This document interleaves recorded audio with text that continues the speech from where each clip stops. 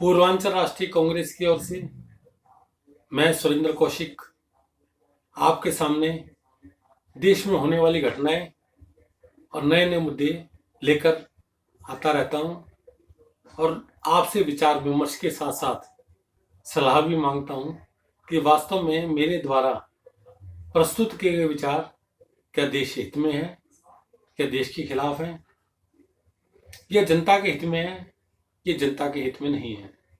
उन पर अपना लाइक या कमेंट जो भी बनता है आप अवश्य लिखें, मुझे खुशी होगी। दोस्तों, आज का मुद्दा है कृषि बिल।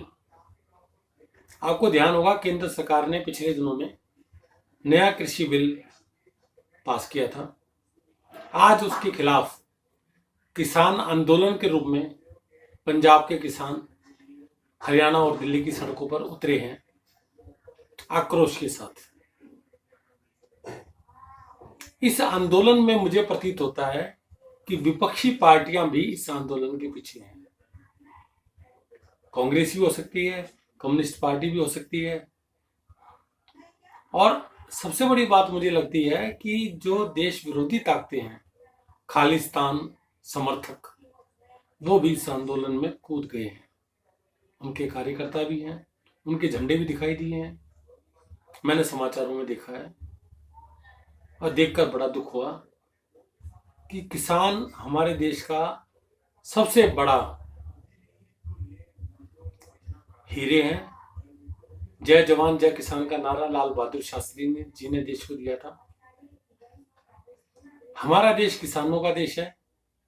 मैं भी किसान का बेटा हूं, आप भी किसान के हैं। कहीं ना कहीं से हमारा जमीन से जुड़ाव रहा है। बहुत सारी ताकतें देश को तोड़ना चाहती हैं।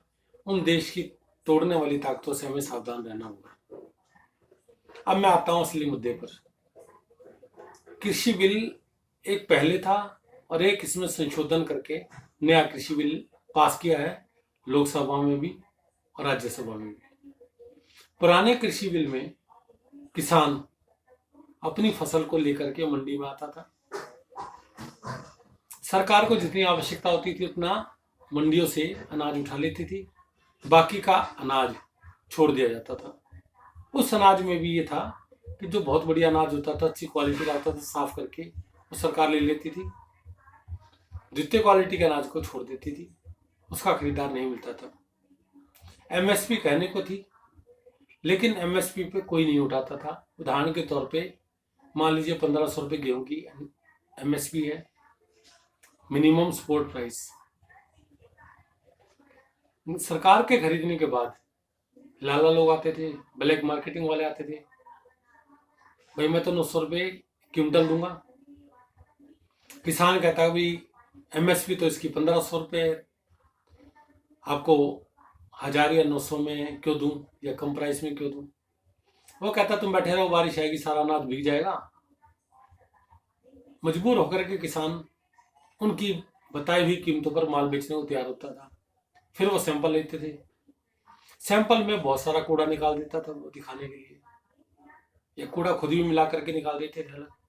कहते भाई इसमें तो 2 क्विंटल का तो कूड़ा निकल गया, 1 क्विंटल में 10 किलो का कूड़ा निकल गया। वो कूड़े के प्राइस भी कम कर लेता था, किसान को पैसे तोड़ तोड़ के देता था, उसकी पूंजी का बेड़ागर करना। नए बिल में सरकार उनका अनाज खरीद रही है जैसे पहले खरीदती थी।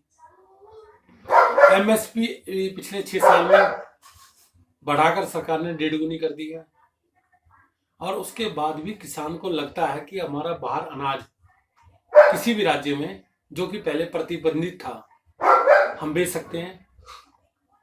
वो बाहर निकल के मंडी से बाहर जा करके अपना राज्य में, किसी राज्य में अपना अनाज अपनी मनमानी कीमतों पर बेच सकता है। ये एडिशन हो गया है। लेकिन या तो सरकार समझा नहीं पा रही है किसानों को, या वास्तव में किसान देश विरोधी ताकतों के बहकावे में आ गए हैं।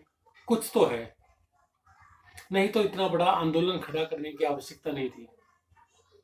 अभी बिल पास हुआ है, आने वाले समय में किसानों को बहुत फायदा होने वाला है, ऐसा मेरा मानना है। तो मैं सभी किसान भाइयों से अनुरोध करूंगा कि केंद्र सरकार से बात करें और अपनी शर्तें, जो अपनी बातें उनके सामने रखें। आपकी सुनवाई अवश्य होगी।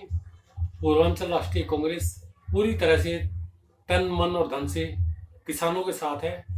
अगर किसी प्रकार का न्याय हुआ, चाहे केंद्र सरकार की तरफ से चाहे किसी और की तरफ से, तो पूर्वांचल राष्ट्रीय कांग्रेस सदा आपके साथ खड़ी है और खड़ी रहेगी और आपको न्याय दिला के रहेगी। अगर किसी प्रकार का न्याय होता है तो एक बार आप केंद्र सरकार के बताए हुए रास्ते पर चलकर देखें, नहीं तो शक्ति हमारे हाथ में। चेंज कराना कोई बहुत बड़ी बात नहीं होगी। हम मिल करके इसमें परिवर्तन करा सकते हैं।